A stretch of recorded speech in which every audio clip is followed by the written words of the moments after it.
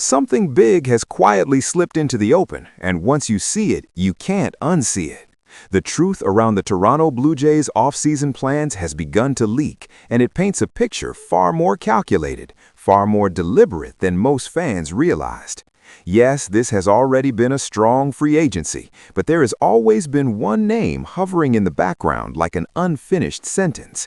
Now, comments from Ben Nicholson-Smith and Jeff Passan have nudged that sentence closer to a full stop, while also lifting the lid on the real story behind Bichette's departure. Welcome back to Blue Jays News, because this episode connects dots that were never meant to be joined publicly. Jeff Passan was recently asked a deceptively simple question about Framber Valdez, and his answer carried more weight than it first appeared. He spoke about the uncertainty of Valdez's market, the lack of compelling long-term offers, and how that very uncertainty could open doors for teams with money and patience. Then he mentioned Toronto.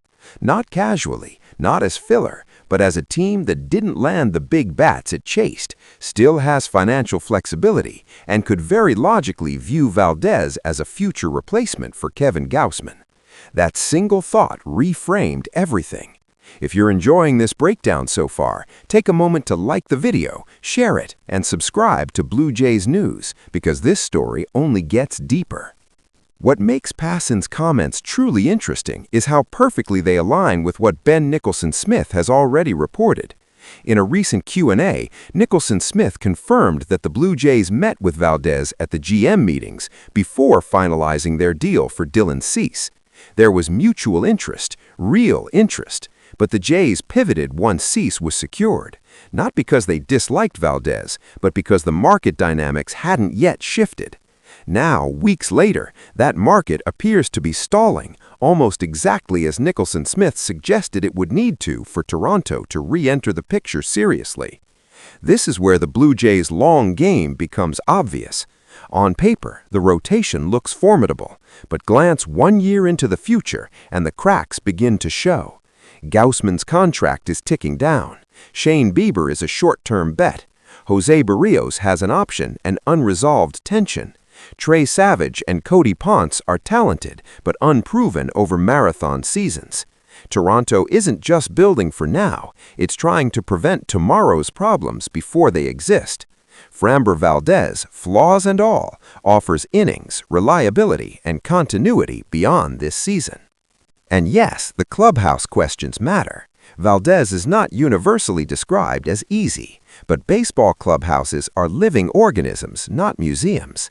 This Jays group has weathered tension before, and winning has a way of smoothing edges. The longer Valdez remains unsigned, the more likely his next deal becomes shorter and more flexible, which is precisely where Toronto thrives. Risk managed, upside preserved. Then the conversation takes a sharp turn, because within that same Q&A, Ben Nicholson-Smith peeled back the curtain on Bichette's exit. For months, there was an unspoken sense that something wasn't quite right. Hints on radio shows, odd body language. Now the truth feels clearer.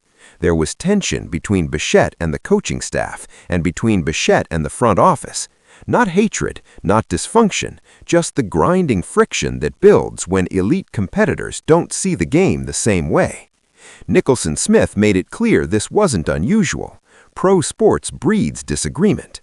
But he also suggested that had the Blue Jays not prioritized Dylan Cease, Bichette might still be in Toronto.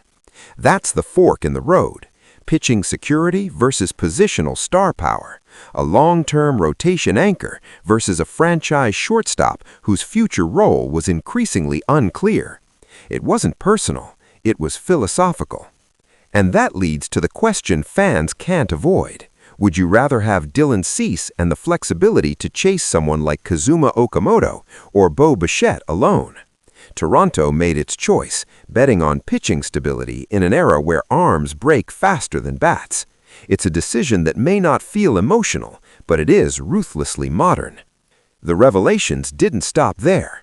Nicholson-Smith also confirmed that Jose Barrios' absence during the World Series wasn't purely a family matter, as initially presented. It was his decision, and the relationship will now need to rebuilding.